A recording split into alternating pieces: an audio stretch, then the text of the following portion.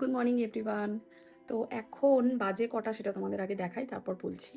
7:43, মানে পৌনে 8টা ধরো। তো আজকে আমার রান্নার থেকে ছুটি রয়েছে। তো সকাল সকাল উঠেছি কারণ জিৎ স্কুলে চলে গেছে। এবার আজকে মায়ের বাড়িতে নেমন্তন্ন রয়েছে, সেখানে যাব। মায়ের বাড়িতে যখন যাচ্ছি তো স্পেশাল কিছু বানিয়ে নিয়ে যাই। তো সেটা কি বানাচ্ছি তোমাদের সাথে এখনই শেয়ার করব। এত সকালে বানাচ্ছি তার কারণ হলো সেটাকে ফ্রিজে সেট করতে সময় লাগবে। বানাতে বেশি সময় লাগে না, বাট ফ্রিজে সেট হতে সময় লাগে, তাই যাওয়ার আগে ভাবছি সেটা নিয়ে যাবো। সো এত সকালেই বানাতে হবে। তো মার বাড়িতে গিয়ে সবাইকে খাইয়ে তাদের রিয়াকশন, তাদের কেমন লেগেছে সেটা অবশ্যই তোমাদের সাথে শেয়ার করব। তো আজ বানিয়ে নিচ্ছিলাম কালাকাঁদ। তো যার জন্য মাত্র 3টে জিনিসেরই দরকার রয়েছে। তো সবার প্রথমে দেখতে পেলে আমি পাউডার দুধ নিয়ে নিয়েছি, সাথে নিয়েছি কনডেন্স মিল্ক।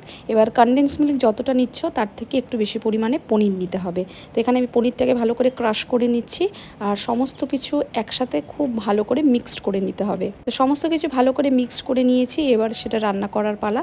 তো আমি ইন্ডাকশানে করছি, তোমরা কিন্তু এটা গ্যাসেও করতে পারো, কিন্তু কম আছে। মোটামুটি 7 থেকে 10 মিনিটের মতন সেটাকে খুব ভালো করে মিক্সড করে নিতে হবে, রান্না করে নিতে হবে। এরপর তার মধ্যে আমি দিয়ে দিয়েছিলাম ইলাইচির পাউডার, যেটা একটু পরিমাণটা বেশি রাখতে হবে যাতে করে গন্ধটা, স্মেলটা বেশি ভালো হয়। তো সেটাকে মিক্সড করতে হবে আরও 2 থেকে 4 মিনিটের মতন। তো এখানে আমি কেসার দিয়ে দিয়েছি, এটা অপশনাল, তোমরা না দিলেও চলবে। এলাচ গুঁড়োটা দিয়ে আরও 2 থেকে 4 মিনিট সেটাকে আরেকটু রান্না করে নিলেই কিন্তু এটা রেডি হয়ে যাবে। এরপর একটু কিছুক্ষণ ঠান্ডা হলে সেটাকে একটা জারে ভরে নিয়ে গুঁড়ো করে রাখা পিস্তা আর আলমন্ড তার উপরে দিয়ে ফ্রিজে সেট হওয়ার জন্য রেখে দিয়েছি। কালাকাঁদের এই রেসিপিটা তোমরাও অবশ্যই ট্রাই করো, আর অবশ্যই আমাকে জানিও তোমাদের কেমন লাগলো।